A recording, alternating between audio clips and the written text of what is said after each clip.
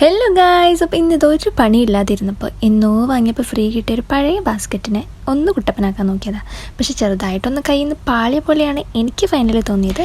Anyways, ആദ്യം ഞാൻ ഈ ടേപ്പ് യൂസ് ചെയ്തിട്ട് ഈ ബാസ്ക്കറ്റ് മൊത്തം ഒന്ന് ബോക്സ് ടൈപ്പിൽ സ്റ്റിക്ക് ചെയ്തെടുത്തു. പിന്നെയാണ് കളറിങ് സ്റ്റാർട്ട് ചെയ്തത് കേട്ടോ.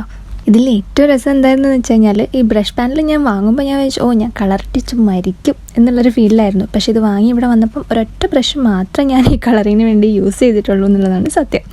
എനിവേയ്സ്, ഇതെപ്പോഴെങ്കിലുമൊക്കെ ഉപകാരപ്പെടുമെന്ന് വിചാരിക്കാം. പഠിച്ചു വരുന്നതല്ലേ ഉള്ളൂ. എന്തായാലും നമുക്ക് നോക്കാം. സോ ഫൈനലി ഈ ഒരു ലുക്കാണ് എനിക്ക് കിട്ടിയത്. ഇനി നമ്മൾ റിമൂവ് ചെയ്ത് നോക്കി. റിമൂവ് ചെയ്തപ്പം ഓൾമോസ്റ്റ് ആ ടേപ്പിൻ്റെ കൂടെ തന്നെ കുറേ കളേഴ്സ് കൂടെ വന്നിട്ടുണ്ടായിരുന്നു. എന്തായാലും ഫൈനൽ ലുക്ക് വന്നപ്പോൾ എൻ്റെ ഇവിടെയുള്ള ഒരു ചെയറുമായിട്ട് ഓൾമോസ്റ്റ് മാച്ചിങ് ആയി. അപ്പോൾ തന്നെ ഒരു ഇത്തിരി സമാധാനമായി.